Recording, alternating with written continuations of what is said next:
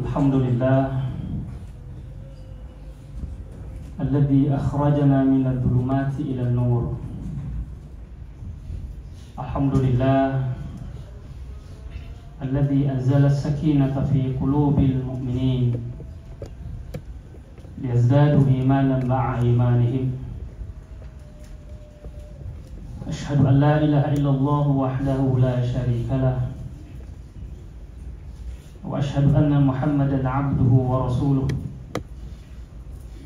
Allahumma salli ala Muhammadin wa ala alihi wa sahbihi wa mawalah. Qala ta'ala fi kitabil karim, a'udzu billahi as-sami'il 'alim minasy syaithanir rajim. Ya ayyuhalladzina amanu taqullaha haqqa tuqatih wa la tamutunna illa wa antum muslimun. Qala Nabi sallallahu alaihi wa alihi wasallam, may yuridillahu bihi khairan yufaqihuhu fid din. Ikhwani rahimani wa rahimakumullah, jamaah Jumat yang dimuliakan Allah. Mari sama-sama kita bersyukur kepada Allah Jalla wa Ala yang memberikan karunia yang begitu besar pada kesempatan yang mulia ini untuk datang menghambakan diri kita kepada Allah Subhanahu wa Ta'ala sebagai bukti kita mengakui bahwa kita adalah hamba dan kita diwajibkan untuk melaksanakan kewajiban yang diperintahkan oleh Allah Subhanahu wa Ta'ala. Salam dan salawat kepada baginda Nabi Allah Muhammad sallallahu alaihi wa alihi wasallam. Semoga insyaallah di antara kita sekalian termasuk dalam kategori hadits yang beliau sampaikan, inna awliya'an nasi bi yaumil qiyamah aktsaruhum 'alayya salatan. Saudaraku jemaah Jumat yang dimuliakan oleh Allah Subhanahu wa Ta'ala, salah seorang ulama dalam penyampaian beliau menerangkan tentang salah satu sebab kemunduran umat Islam ini, juga sekaligus sebagai penyebab umat Islam memperoleh peradaban dan keistimewaannya, sebagaimana yang disampaikan oleh Profesor Dr. Haji Harun Nasution ketika kita membuka lembaran-lembaran sejarah. Dan seharusnya kita untuk berguru kepada sejarah. Ternyata kehebatan para generasi Islam ini di abad-abad klasik 650 tahun hingga 1250 tahun. Ketika kita melihat lembaran-lembaran sejarah, kehebatan umat ini karena mereka dipandu langsung oleh Al-Quran. Begitupun sebaliknya saudaraku jamaah Jumat dimuliakan oleh Allah, bahwa kemunduran Islam juga ini karena umat Islam jauh dari Al-Quran. Olehnya itulah salah seorang ulama menyampaikan dalam dakwah-dakwahnya beliau, termasuk diantaranya Syekh Tauri, juga menyampaikan bahwa salah satu kemunduran Islam sekaligus juga sebagai kemajuan Islam karena umat Islam menjadikan Al-Quran sebagai panduan dalam hidupnya, menjadikan Al-Quran sebagai pedoman dalam hidupnya. Begitupun sebaliknya kemunduran Islam karena umat Islam jauh dari Al-Quran. Saudaraku jamaah Jumat yang dimuliakan oleh Allah Subhanahu wa Ta'ala, itulah sebabnya kalau kita melihat sejarah bagaimana kehebatan Muhammad Al-Fatih ketika beliau mampu menaklukkan Konstantinopel, Kita melihat dari proses belajarnya beliau menjadi orang yang hebat. Bukan saja dalam persoalan bacaan, tafsir dan seterusnya, tetapi beliau terlatih di medan perang. Bagaimana menghadapi musuh-musuh dengan kesatria. Ternyata ayahanda beliau seorang sultan. Lalu kemudian beliau meminta guru untuk mengajarkan tentang Islam. Tentu tidak salah dalam mengambil guru, karena guru juga itu menentukan baik buruknya seorang murid. Seorang guru yang mengajarkan ilmunya dan ilmunya adalah ilmu yang keruh, maka tentu sang murid juga tidak akan memperoleh ilmu yang jernih. Maka untuk mencari guru sangat perlu dan penting untuk selektif. Mana guru yang bisa memberikan pencerahan yang terbaik kepada murid-muridnya. Dan itu terbukti ketika Muhammad Al-Fatih diserahkan kepada sang guru, maka ayahanda beliau mengatakan, saya serahkan cambuk ini. Jika suatu hari nanti anakku Muhammad Al-Fatih melakukan kesalahan dan pelanggaran, silahkan engkau cambuk. Dan ternyata itu dipatuhi sang guru. Ketika Muhammad Al-Fatih melakukan kesalahan, sang guru pun mencambuk beliau. Dalam proses pembelajaran dan pendidikan dalam Islam tidak disalahkan. Suatu ketika Muhammad Al-Fatih setelah dicambuk oleh gurunya yang pertama, seketika itu beliau berubah. Tidak pernah lagi melakukan pelanggaran, tidak pernah lagi nakal. Tidak sampai 10 tahun beliau khatam Al-Quran. Sungguh metode pendidikan yang luar biasa.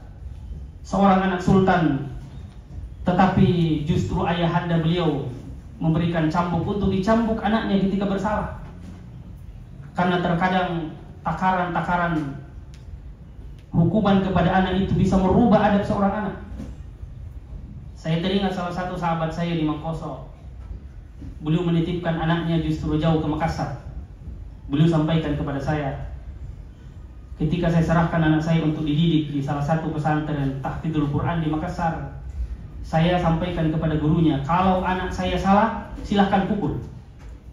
Tapi tentu dengan dosis dan takaran yang sepadan dengan kesalahan. Karena kalau anak dipukul overdosis, maka belakangan juga mereka tidak akan mempan lagi. Maka perlu dengan dosis yang setara. Ukuran-ukuran hukuman itu perlu untuk dipertimbangkan. Begitupun ketika beliau membina anak-anak pondok di Mangkoso. Beberapa cabangnya beliau mengatakan, kalau saya menerima santri, saya sampaikan kepada orang tuanya, anak anda kami terima untuk kami didik. Anak bapak atau anak ibu serahkan kepada kami untuk kami didik. Tetapi harus ada MOU. Ibu bapak harus siap. Jikalau ananda melanggar, kami berikan hukuman. Dan itu teken kontrak dengan orang tua santri. Saudaraku jamaah Jumat dimuliakan oleh Allah Subhanahu wa taala. Inilah salah satu proses pendidikan kepada anak-anak generasi saat ini yang perlu untuk kita adopsi.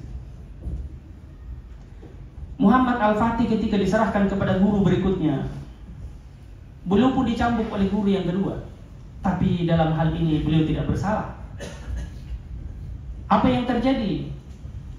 Beliau tidak dendam, beliau tidak benci, beliau pun tidak ngambek, beliau tidak malas belajar. Tetap semangat belajar.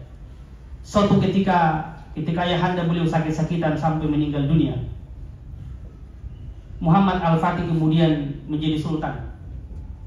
Ketika beliau menjadi sultan, gurunya dipanggil sebagai penasehat.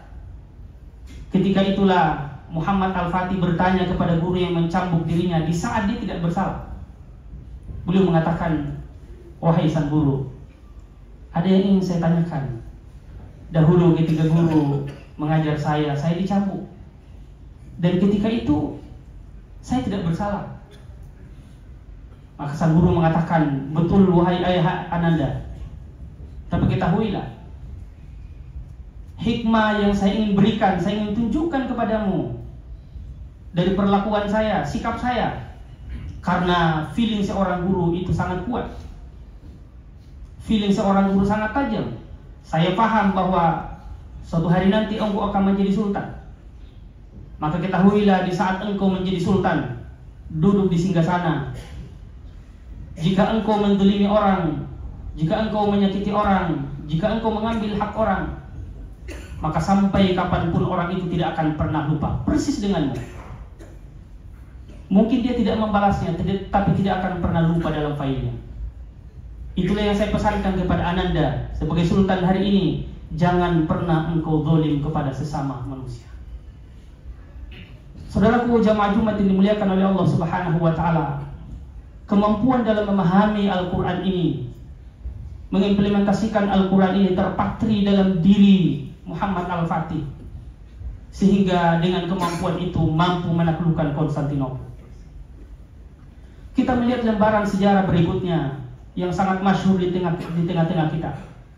Bagaimana kehebatan seorang Salahuddin Al-Ayyubi menaklukkan Palestina. Mereka semua dididik dengan panduan Al-Quran yang ketat. Mereka menjalankan pendidikan dan menjalankan juga hak-haknya sebagai seorang anak didik, tetapi tidak melupakan Al-Quran. Dan kita lihat ketika beliau diberikan amanah, diberikan mandat sebagai menteri di Mesir ketika itu, salah satu yang beliau fikirkan adalah bagaimana untuk bisa menaklukkan Yerusalem, Palestina ketika itu. Ketika beliau masuk di Mesir, beliau faham betul Mesir ini dalam cengkraman Syiah kurang lebih 2,5 abad, 2,5 abad dikuasai. Beliau berpikir betul bagaimana kita akan menaklukkan Yerusalem, sementara pintu masuknya adalah Mesir dan ketika itu dikuasai orang Syiah. Maka beliau berpikir dengan luar biasa untuk bagaimana mempersatukan umat. Maka beliau panggil seluruh perwakilan madhab ketika itu, Ahlus Sunnah wal Jamaah, mulai dari imam-imam, Imam Hanafi, Imam Malik, Imam Syafi'i, perwakilan Imam Hambali dipanggil semua. Lalu kemudian beliau menyampaikan untuk mempersatukan umat ini perlu ada gerakan yang kita lakukan, yaitu gerakan pendidikan.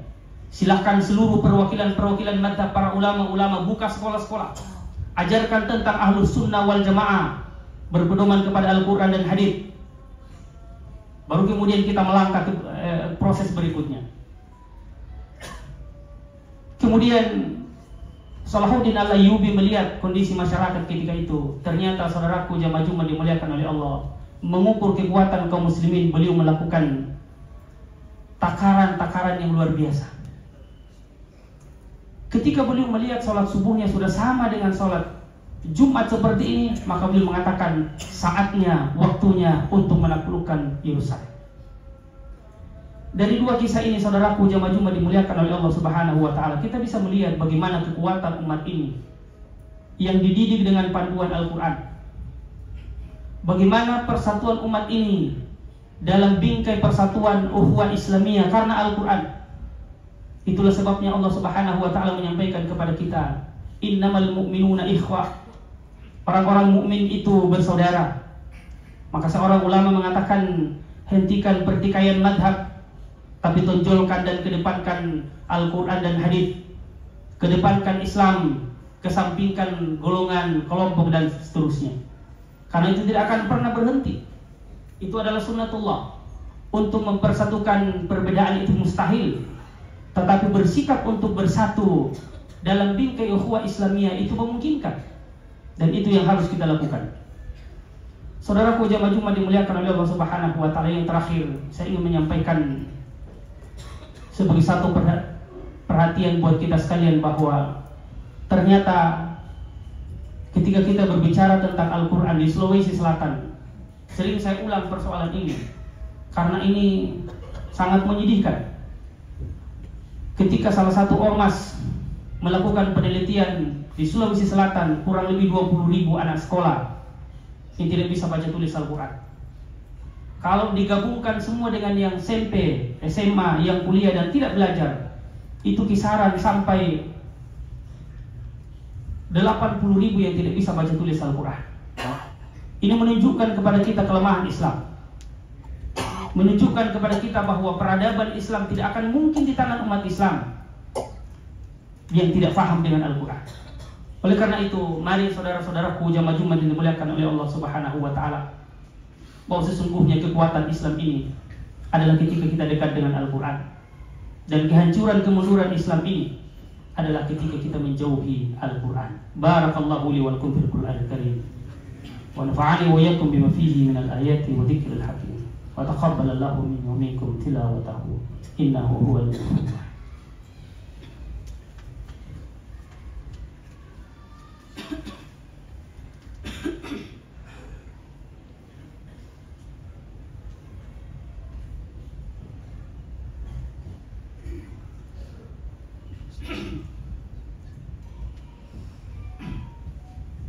إن الحمد لله نحمده ونستعينه ونستغفره ونعوذ بالله من شرور أنفسنا وسيئات أعمالنا من يهده الله فلا مضل له ومن يضلله فلا هادي له أشهد أن لا إله إلا الله وحده لا شريك له وأشهد أن محمدا عبده ورسوله اللهم صل على محمد وعلى آله وصحبه أجمعين.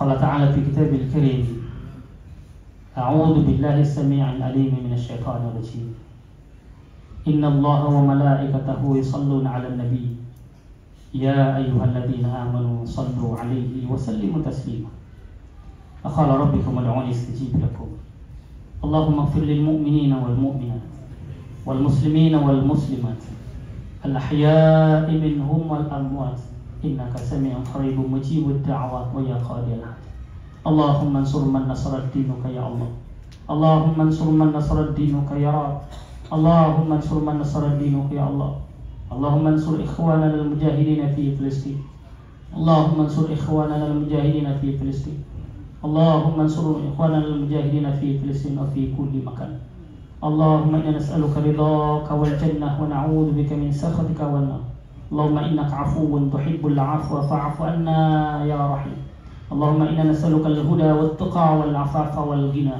وارزقنا حبك وحب نبيك وكل عامل حبك وحب نبيك اللهم ارحمنا بالقرآن اللهم ارحمنا بالقرآن اللهم ارحمنا زيارة الحرمين يا أرحم الراحمين ربنا أفرج علينا صبر جميل اللهم أفرج علينا بصبر جميل ربنا آتنا في الدنيا حسنة وفي الآخرة حسنة وقنا عذاب النار عباد الله إن الله يأمركم بالعدل والإحسان وإيتاء ذي القربى وينهى عن الفحشاء والمنكر والبغي يعظكم لعلكم تذكرون فاذكروا الله العظيم يذكركم ولذكر الله أكبر والله يعلم ما تصنعون.